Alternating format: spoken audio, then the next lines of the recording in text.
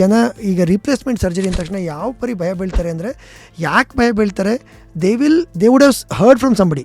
ಈಗ ಅವ್ರು ಯಾರಿಗೋ ಆಪ್ರೇಷನ್ ಆಯಿತು, ನೀ ರಿಪ್ಲೇಸ್ಮೆಂಟ್ ಮಾಡಿದರು, ಅದಾದಮೇಲೆ ಅವ್ರು ನಡೆಯೋಕ್ಕೆ ಆಗಲಿಲ್ವಂತೆ. ಇವ್ರಿಗೆ ಯಾರಿಗೂ ಆಪ್ರೇಷನ್ ಆಗಿತ್ತು, ಅದಾದಮೇಲೆ ಮಡ್ಚೋಕ್ಕೆ ಆಗ್ತಾಯಿಲ್ಲಂತೆ ಮೊಣಕಾಲು.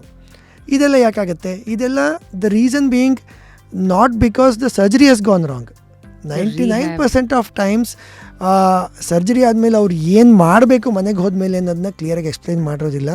ಇವರಿಗೂ ಗೊತ್ತಿರಲ್ಲ, ಮನೆಯವರೆಲ್ಲ ಮಲಗಿಸ್ಬಿಡ್ತಾರೆ, ಮಲ್ಕೊಳ್ಳಿ ಆರಾಮಾಗಿ 1 ತಿಂಗಳು ಅಂತ ಹೇಳ್ಬಿಟ್ಟು. 65-70 ವರ್ಷದವರು 1 ತಿಂಗಳು 2 ತಿಂಗಳು ಮಲ್ಕೊಂಬಿಟ್ರೆ ಆಮೇಲೆ ಹೇಳೋದು ಹೇಗೆ? So they can't walk after that. ಅಥವಾ 2 ತಿಂಗಳು ಮೂಮೆಂಟೇ ಮಾಡಿಲ್ಲ ಅಂದರೆ ಅದಾದಮೇಲೆ ಮೂಮೆಂಟ್ ಮಾಡೋಕ್ಕೆ ಟ್ರೈ ಮಾಡಿದ್ರೆ ಎಲ್ಲ ಮಾಂಸಖಂಡಗಳು ಇಟ್ಕೊಂಡ್ಬಿಡುತ್ತೆ, ಫುಲ್ ಸ್ಟಿಫ್ ಆಗುತ್ತೆ.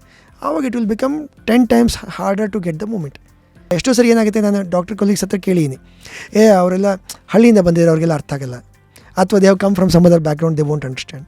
ನನ್ನ ಪ್ರಕಾರ ತಪ್ಪು. ಈಗ ಆಯಿತಾ, ಅವ್ರು ಹಳ್ಳಿಯಿಂದ ಬಂದಿದ್ದಾರೆ ಅಂತ ಮಾತ್ರಕ್ಕೆ ಅವ್ರಿಗೇನು ಅರ್ಥ ಆಗಲ್ಲ ಅಂತಲ್ಲ, ನಾವು ಆ ಲೆವೆಲಿಗೆ ಇಳಿದ್ಬಿಟ್ಟು ಹೌದು, ನಾವು ಆ ಲೆವೆಲಿಗೆ ಇಳಿದ್ಬಿಟ್ಟು ಆ ಲೆವೆಲಿಗೆ ಅವ್ರಿಗೇನು ಅರ್ಥ ಆಗುತ್ತೆ ಆ ಲೆವೆಲ್ಗೆ ಹೋಗ್ಬಿಟ್ಟು ಎಕ್ಸ್ಪ್ಲೈನ್ ಮಾಡಬೇಕು. ಫುಲ್ ವಿಡಿಯೋನ ನೋಡಿ on rapid Rashmi's YouTube channel.